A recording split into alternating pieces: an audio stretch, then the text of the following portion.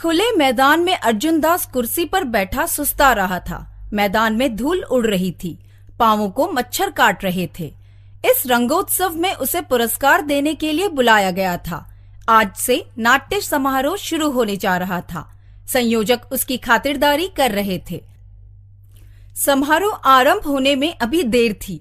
उसकी नजर फिर मंच पर पड़ी। एक लंबे छरहरे शरीर वाला युवक मैदान में भागता फिर रहा था। वह शायद कार्यक्रम का संयोजक था। उसके चेहरे पर ऐसा भाव था मानो देश का संचालन उसी के हाथ में हो। अब युवक अर्जुन दास की ओर बढ़ता आ रहा था। शायद रंगमंच तैयार है और खेल शुरू होने वाला है। सर, आपसे एक अनुरोध है, आप मेरी सहायता करें। क्या बात है? सर, आप मेरे पिताजी को समझाएं। वे नहीं चाहते कि मैं रंगमंच का काम करूं। वे चाहते हैं मैं नौकरी करूं, कोई सरकारी नौकरी। वे इसे फिजूल काम समझते हैं। आप समझाएंगे तो वे समझ जाएंगे। अर्जुन दास ने हंसकर कहा, मैं क्या समझाऊंगा? मैं तो बाहर का आदमी हूँ।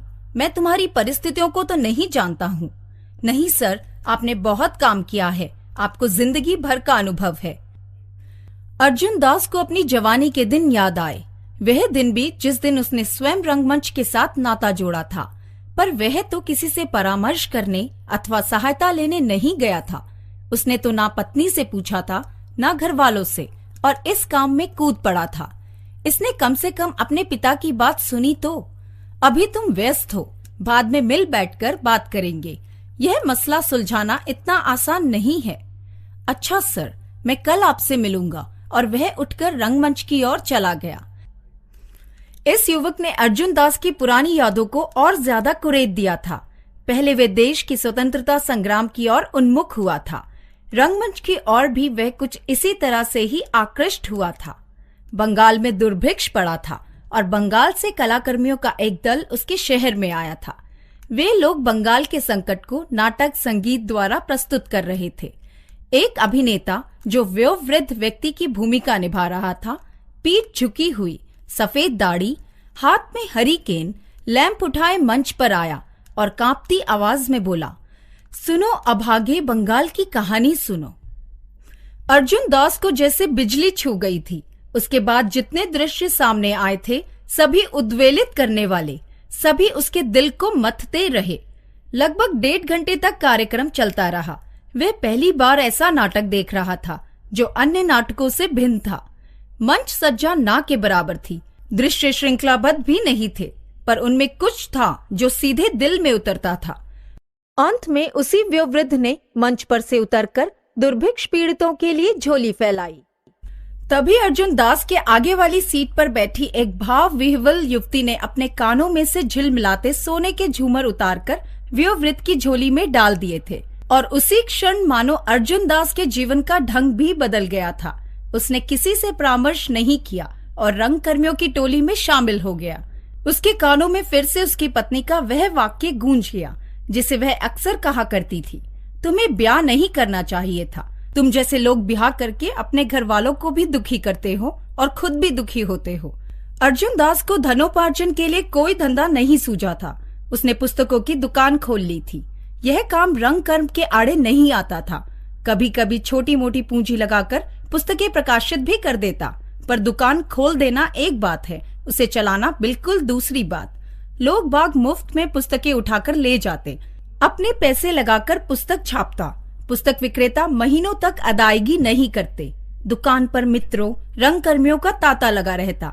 सभी अर्जुन दास की जेब से चाय पीते और गप्पे हाँकते।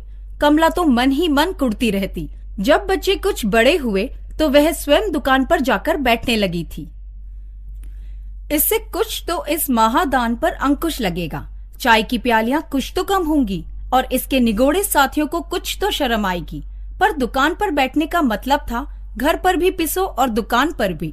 तभी कमला ने निश्चय किया कि वह किसी स्कूल में नौकरी कर लेगी। जिस दिन उसे एक प्राइमरी स्कूल में नौकरी मिली और उसने दुकान पर लड्डू बांटे, उसी दिन उसने पति से यह कह भी दिया, अब तुम स्वतंत्र हो, जो मन में आए करो। इसके महीने भर बाद अर्जुन दास जेल खाने में पहुंच गया था। पूरे 2 साल तक अर्जुन दास जेल में रहा था और पूरे 2 साल तक कमला प्रति सप्ताह उससे मिलने 5 मील दूर जेल खाने जाती रही थी। जीवन की कठिनाइयों को देखने के अलग अलग नजरिए होते हैं। कमला ने अर्जुन दास की सरगर्मियों को स्वीकार कर लिया था। वह जानती थी कि वह उन्हें छोड़ेगा नहीं, इसी ढर्रे पर उसका जीवन चलेगा। जब कठिनाई बढ़ जाती तो वह रो देती, पर मन ही मन उसने अपनी नियति को स्वीकार कर लिया था और इसका परिणाम यह हुआ कि कमला की भावनाओं में से कटुता और झल्लाहट कम होने लगी थी। कभी कभी उसके मन में उसके प्रति सहानुभूति सी उठने लगी थी।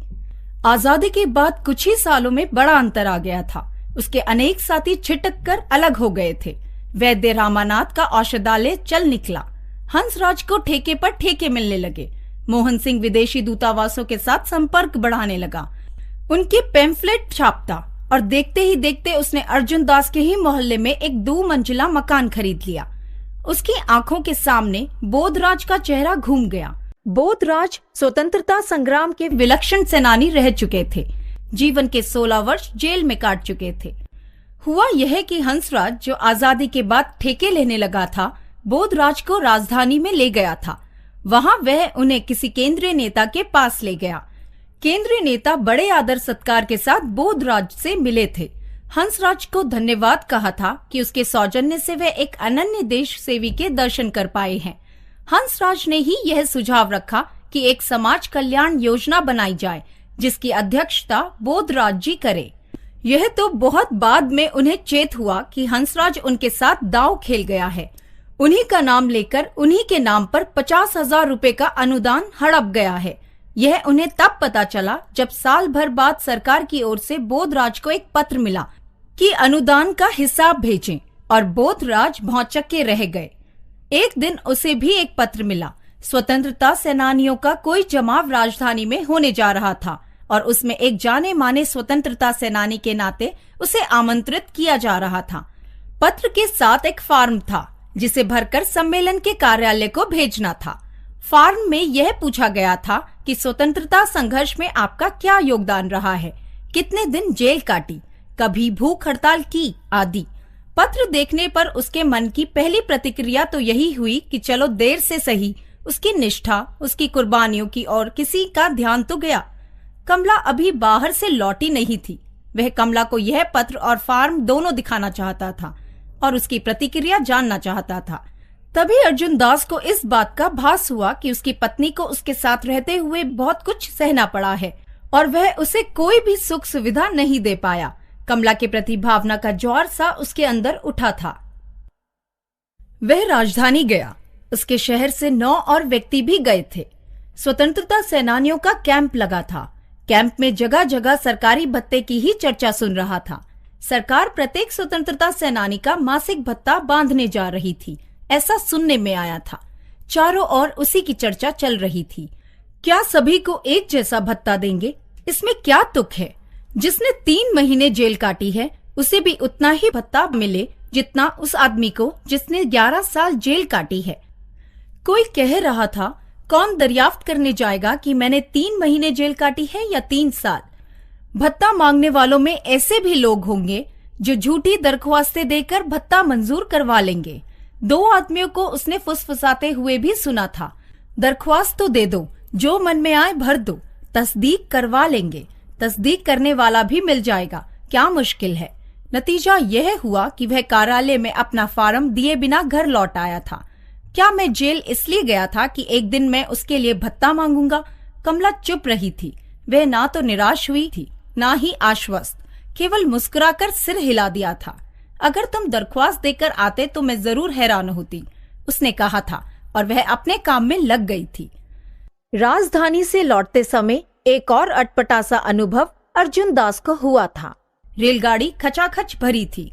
डिब्बे में बैठे बहुत से वयोवृद्ध देशभक्त एक आवाज होकर गाने लगे, सरफरोशी की तमन्ना अब हमारे दिल में है, देखना है जोर कितना बाजुए का तिल में है। कुछ देर के लिए तो डिब्बे में चुप्पी छा गई। लोग ध्यान से सुनने लगे। कुछ मंचले खीखी करने लगे थे। एक ने गीत के गंभीर स्वर की नकल उतारते हुए कहा, हाय मार डाला।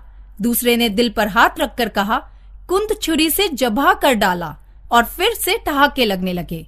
अर्जुन दास को अभी भी समझ लेना चाहिए था कि बीते काल के माहौल को फिर से जीवित कर पाने का प्रयास विफल रहेगा। पिछले दौर की अपनी मांगे थी, आज के दौर की अपनी मांगे हैं। उनकी बेटी ही उनके आदर्शवाद की खिल्ली उड़ाने लगी थी। बेटी को या तो मन ही मन अपनी माँ के साथ हमदर्दी थी या उसके पिता ने उसकी माँ को परेशान किया था और इसलिए वह उसे क्षमा नहीं कर पा रही थी। उसकी बातें सुनते हुए उसे अचंभा इस बात का होता था कि उसकी आदर्शवादिता उसकी बेटी को छू तक नहीं गई थी। बस पिताजी, सुन लिया, बहुत सुन लिया, वह उसका मुंह बंद करने के लिए खिंचकर कहती और उठकर चली जाती थी। बेटे ने भी कुछ बरस बाद ऐसा ही रुख अपनाया था। जब बीए की पढ़ाई खत्म कर चुका तो एक दिन बाप से तुनक कर बोला, ना आपको कोई पूछता है ना जानता है, आप मेरी मदद क्या करेंगे। धक्का तब लगा जब पहले एक फिर दूसरा बच्चा हाथ से निकल गया था। तभी रंगमंच की ओर घंटी की आवाज सुनाई दी। कार्यक्रम आरंभ होने वाला था। सहसा उसके कानों में किसी गीत के स्वर पड़े। मंच पर माइक के पीछे एक गान मंडली खड़ी गा रही थी। मंडली के आगे वही युवक खड़ा था। एक साथ है कदम, जहान साथ है। लोगों की भीड़ पर उस गीत का असर होने लगा था। मंडली के पास केवल एक ढोल और एक हारमोनियम था। गाने वाले भी सही निपुण कलाकार नहीं थे, परंतु भावना सभी अभावों की पूर्ति कर रही थी। मंच सज्जा ना के बराबर थी, पर उसमें कुछ था जो सीधे दिल में उतरता था। कहीं कुछ था जो उनके अनगढ़, कहीं कहीं बेमेल आवाजों में भी मर्म स्पर्शी संगीत का संचार कर रहा था। फिर वैसी ही बात हुई जैसी 10 साल पहले अर्जुन दास की जवानी के दिनों में हुई थी। वही छरहरे शरीर वाला युवक मंच पर लालटेन उठाए, बूढ़े बुजुर्ग की दाढ़ी लगाए, ऊंची आवाज में कह रहा था, सुनोगे, इस विपदा की कहानी सुनोगे। और दर्शकों की भीड़ दत्तचित्त होकर सुने जा रही थी। लगभग 1.5 घंटे बाद खेल समाप्त हुआ। खेल समाप्त होने पर वही युवक मंच पर से उतर आया और झोली पसारे मैदान में बैठे दर्शकों की ओर बढ़ने लगा। युवक के पीछे पीछे मंडली के अन्य युवक युवतियां भी उतर आए थे। जब वह युवक झोली फैलाए अर्जुन दास के सामने से गुजर रहा था तो एक औरत ने झूमर निकालकर उसकी झोली में डाल दिए थे। अर्जुन दास चौंका। उसने ध्यान से देखा, उसकी पत्नी कमला ने झूमर उतारकर झोली में फेंके थे। उसका एकमात्र झूमरों का जोड़ा जो बेटी की शादी के समय उसने अपने लिए बनवाया था। झूमर फेंकने के बाद कमला अपनी ओढ़नी ठीक कर रही थी और अपनी आंखें पोंछ रही थी।